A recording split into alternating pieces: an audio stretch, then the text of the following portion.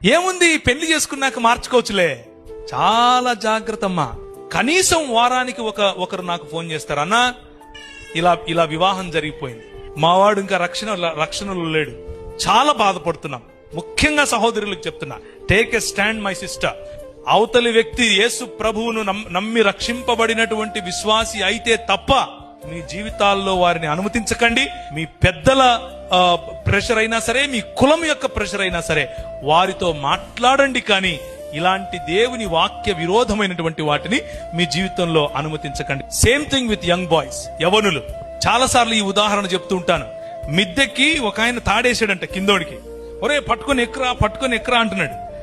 ఎక్కేవాడు గుంజితే పైనోడు పడతాడా, లేకపోతే కిందున్నోడు గుంజితే పైనున్నోడు గుంజితే కిందోడు పైకి వస్తాడా? ఆత్మీయతలో కూడా అంతే. నీ స్థాయి ఏంటి? ఇశ్రాయేలు, నీ భాగ్యం ఎంత గొప్పది, యెహోవా రక్షించిన నీ జీవితం ఎంత